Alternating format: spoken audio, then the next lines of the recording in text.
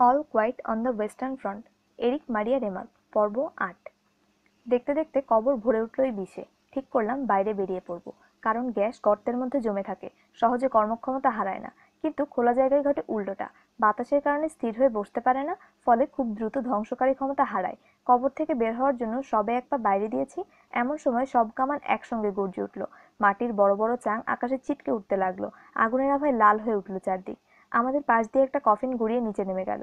ওটার তলায় চাপা পড়া একজনের হাত বেরিয়ে আছে, অন্য হাতে গ্যাস মাস্ক খোলার জন্য টানা হেঁচড়া করছে। দেখেই বোঝা গেল চাপা পড়ে থাকা হাতটা ভেঙে গেছে, তাই যন্ত্রণা সহ্য করতে না পেরে পাগল হয়ে গেছে লোকটা। কি করছে তা সম্ভবত নিজেও জানে না। কাঠ নিরাপদ রাস্তা থেকে বেরিয়ে তার মুক্ত হাতটা মুঠোর মধ্যে নিয়ে চেপে ধরলো, যাতে মাস্ক খুলতে না পারে। অন্য হাতে কফিনটা সরানোর চেষ্টা করতে লাগলো, আমিও হাত লাগালাম তার সঙ্গে। কফিনটার ডালা আগেই আলগা হয়ে পড়েছিল, আমাদের সবার টানাটানির কারণে একেবারে খুলে গেল। ভেতর থেকে গড়িয়ে বাইরে এসে পড়ল মৃতদেহ। ওটাকে ধাক্কা দিয়ে গর্তের তলার দিকে ঠেলে দিলাম, ফলে অনেক হালকা হয়ে গেল কফিন। ওদিকে সেই নতুন রিক্রুট ততক্ষণে প্রচন্ড ব্যথায় জ্ঞান হারিয়ে ফেলেছে। ভালোই হলো একদিক থেকে। আমি ক্রপার কাঠ টানাটানি করে কফিনের জোড়াগুলো খুলে ফেললাম। কাঠ ওর মধ্যে থেকে একটা ছোট হাতের টুকরো বেছে নিয়ে সেটার উপর অজ্ঞান লোকটার ভাঙা হাতটা রাখলো। তারপর সঙ্গে থাকা গজ বের করে টুকরোটার সঙ্গে শক্ত করে ব্যান্ডেজ করে দিল হাতটা। আপাতত এর চেয়ে বেশি কিছু করার নেই। আমি এতক্ষণ বেখেয়ালে মাস্কের ভেতরে জমে থাকা বাতাসে টানছি বলে কার্বন ডাই অক্সাইডে ভরে গেছে সামনের সামান্য অংশটুকু। বাতাস গরম হয়ে উঠেছে। আমার কানের পাশে শিরা দপদপ করে মাথার মধ্যে ঝাঝা করছে। ভয় হলো জ্ঞান হারিয়ে পড়ে যাব। একটু বিশুদ্ধ অক্সিজেনের জন্য প্রাণটা আনচান করে উঠল আমার। গ্যাসের ধোঁয়ার ভেতর দিয়ে ম্লান হলদেটে আলো এসে পড়ল আমরা যে গর্তে আছি তার মধ্যে। তাড়াতাড়ি গর্তের বাইরে চলে এলাম। রাত শেষ হয়ে এসেছে, আলো ফুটছে চারদিকে। সামনের একটা আস্ত পা পড়ে থাকতে দেখলাম। পায়ে বুট চকচক করছে, একটা আঁচড়ের দাগও নেই সেটায়। কিছুটা সামনে কালো মতো কি যেন নড়াচড়া করছে টের পেয়ে তাড়াতাড়ি মাস্কের কাজ পরিষ্কার করে আবার তাকালাম। ধরাস করে উঠল বুকের ভেতরটা। এক লোক মাস্ক ছাড়া এদিকেই আসছে। কয়েক সেকেন্ড অপেক্ষা করলাম লোকটা পড়ে যায় কিনা দেখতে, না পড়লো না। নির্বিঘ্নে এগিয়ে আসছে। বুঝলাম বাতাসে গ্যাসের উপস্থিতি আর নেই। এক ঝটকায় নিজের মাস্ক খুলে ফেললাম আমি। ফুপিয়ে উঠে দম নিলাম বুক ভরে। পুরোপুরি থেমে গেছে গোলাগুলি। রণক্ষেত্র এই মুহূর্তে একদম শান্ত। এত শান্ত যে অসহ্য মনে হলো। নীরবতার কারণে কানে তালা লেগে যাওয়ার অবস্থা। গর্তে আশ্রয় নেওয়া সবাইকে উপরে উঠে আসতে বললাম। কাটার ক্রপ আহত সৈনিকটিকে নিয়ে সাবধানে উঠে এলো। একজন লোকটার ভাঙা হাত উঁচু করে ধরে থাকলো। সামনে এগিয়ে চললাম আমরা। গোটা কবরস্থান থেকে ধ্বংসস্তূপে পরিণত হয়েছে।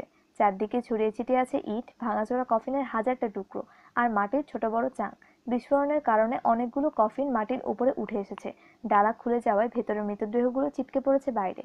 গোলার আঘাতে নতুন করে আবার মৃত্যু হয়েছে দেহগুলোর, কিন্তু তারা সবাই অন্তত একজন করে সৈনিকের প্রাণ বাঁচিয়েছে। আমাদের মতো তাদের কারো কারো কবরে আশ্রয় নিয়েছে আমাদের কেউ না কেউ। আশেপাশে আরো কিছু মৃতদেহ পড়ে থাকতে দেখলাম। রেল লাইন উপড়ে ফেলেছে বোমা, আঁকাবাঁকা হয়ে শূন্যে ঝুলে আছে। কিছুটা সামনে যেতে আহত হয়ে পড়ে থাকা একজনের উপর চোখ পড়লো। আমাদের দেখে ডুকরে কেঁদে উঠল লোকটা, নতুন রিক্রুট। আমি আর কার্জিনস্কি এগিয়ে গেলাম তার দিকে। ক্রপ হাত ভাঙা সৈনিককে নিয়ে একা একা চলে গেল। পড়ে থাকা লোকটাকে দেখলাম, তার কোমরের কাছটায় থই থই করছে রক্তে। এত রক্ত দেখে গা গুলিয়ে উঠল আমার। তাড়াতাড়ি ফ্লাক্সটা বের করলাম, ওর মধ্যে মদ মেশানো চা আছে। তার থেকে নিজে খানিকটা মুখে দিয়ে আহত লোকটার দিকে এগিয়ে দিলাম, কিন্তু কাঠ আমার হাত চেপে ধরলো। তোমার কোথায় লেগেছে? সহানুভূতির সঙ্গে জিজ্ঞেস করলো কাঠ। চোখ বুজে পড়েছিল লোকটা। কাঠের প্রশ্নে অনেক কষ্টে চোখ মেলল।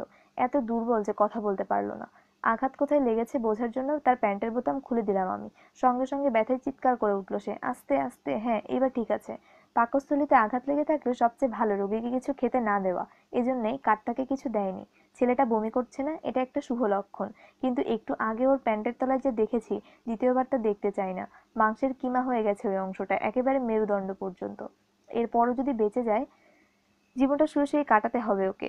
দাঁড়ানো দূরের কথা, বসতেও পারবে না কোনোদিন।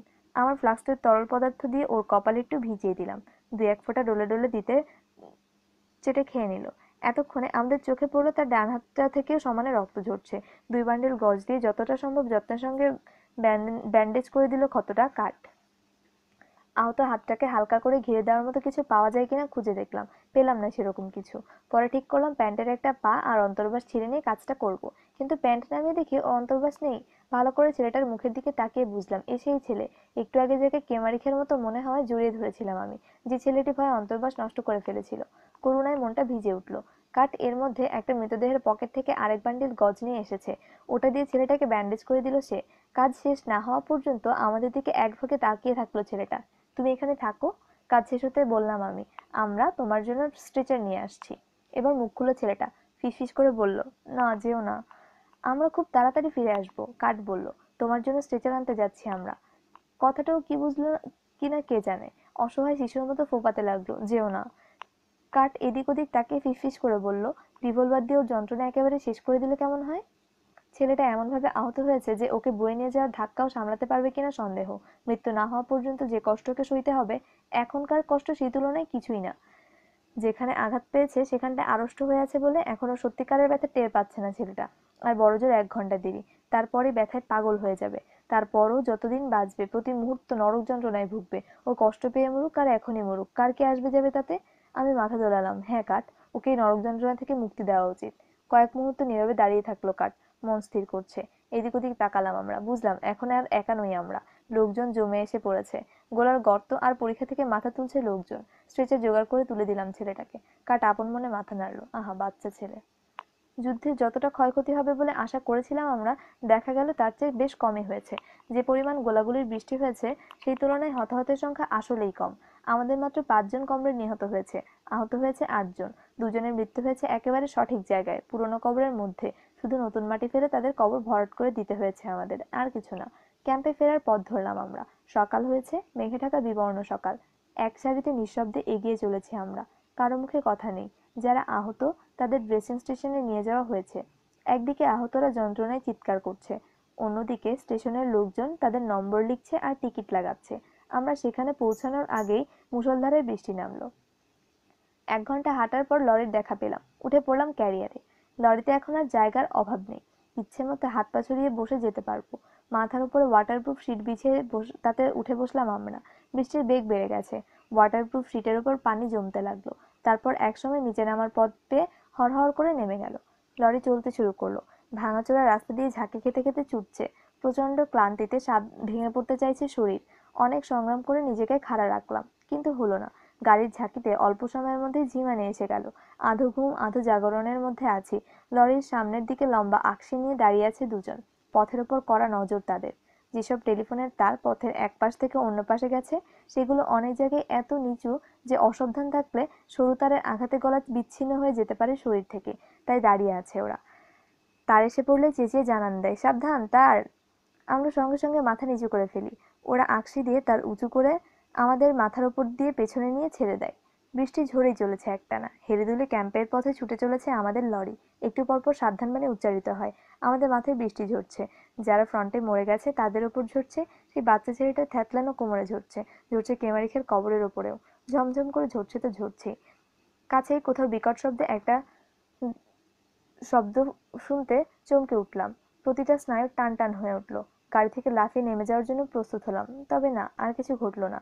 বৃষ্টি ঝরছে, তার একঘেয়ে ঝমঝম ছন্দের মধ্যে থেকে 2 আকশিধারী সতর্কবাণী কানে আসছে, সাবধান তার।